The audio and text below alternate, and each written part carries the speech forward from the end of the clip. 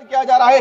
आज मुस्लिम को टारगेट किया जा रहा है, कल आदिवासी, दलित, ईसाई, गरीब हिंदू को भी उनकी धार्मिक जो संपत्तियां उनको हड़पने का काम किया जा रहा है। अध्यक्ष महोदय, भाजपा की आपने वक्फ की तर्ज पे ही आदिवासी दलितों के जो पूजा स्थल थे उनकी जमीन को लैंड बैंक के रूप में उपयोग करने का जो काम किया था और आदिवासी समुदाय ने इसका विरोध किया था।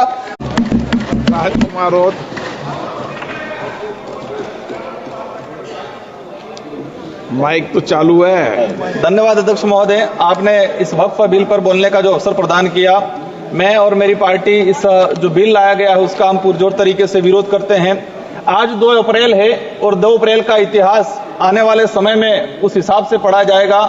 मैं पिछले 2018 की बात कहूंगा। 2 अप्रैल के दिन इस देश के अंदर ST/SC कानून, ST/SC एक्ट को लेके जो छेड़छाड़ी है उसको कमजोर करने की जो काम किया गया था और 2 अप्रैल के दिन पूरे देश के अंदर ST/SC ने आंदोलन किया था। उन जो शहीद हुए थे उस दौरान उन लोगों को भी मैं याद करना चाहूंगा। आज वही 2 अप्रैल के दिन तो आने वाले समय में ST/SC मुस्लिम अल्पसंख्यक के लिए ये काला दिवस के रूप में जाना जाएगा।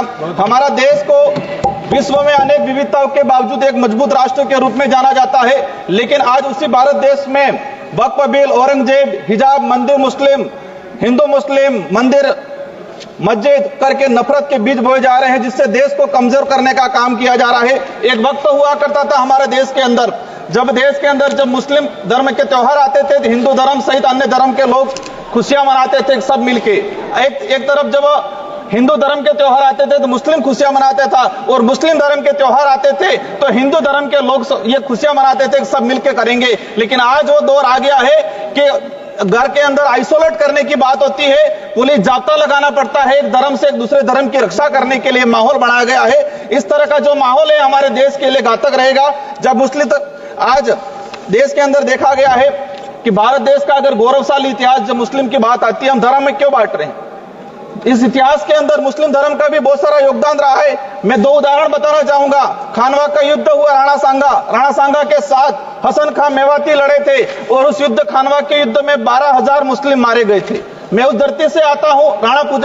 महाराणा प्रताप की जो धरती है उसके सेनापति थे हकीम खां सूरी, दूसरे सेनापति थे राणा पूजा भील जो आदिवासी समुदाय से आते थे। और उस दौरान देखा गया है कि हकीम खां सूरी और राणा पूजा महाराणा प्रताप के साथ जब खड़े थे तो महाराणा प्रताप के सगे भाई शक्ति सिंह और जगमाल अकबर के साथ खड़े रहे थे। वो दौर हुआ करता था।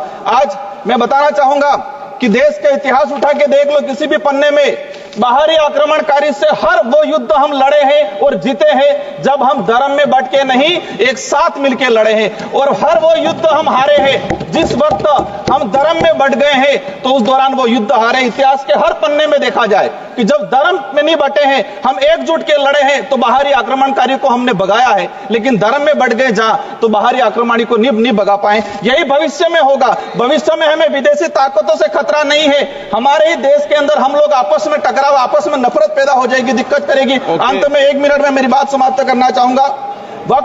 वक्फ बिल किसी व्यक्ति द्वारा जिसका कोई वारिस नहीं हुआ करता था, वो दान दिया करता था समुदाय की भलाई के लिए। जो संपत्ति मुस्लिम समुदाय के धार्मिक सामाजिक कल्याण के लिए होती थी, आज आप सुनकर उसको व्यावसायीकरण किया जा रहा है। आज मुस्लिम को टारगेट किया जा रहा है, कल आदिवासी, दलित, ईसाई, गरीब हिंदू को भी उनकी धार्मिक जो संपत्तियां उनको हड़पने का काम किया जा रहा है।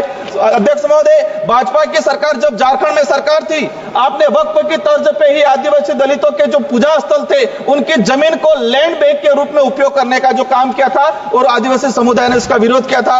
वक्फ बिल में आप 2 गैर मुस्लिम समुदाय, 2 महिला अध्यक्ष कलेक्टर को बनाया जा रहा है। अच्छी बात है, महिलाओं का सम्मान करना चाहिए, लेकिन मैं ये भी कहना चाहूंगा कि देश के अंदर कई ऐसे हादसे आए हैं जहां हिंदुओं के मंदिर में महिलाओं को प्रवेश से भी वंचित किया जा रहा है। आज ऐसी तो आप मुस्लिम महिला ओके अध्यक्ष महोदय बहुत है।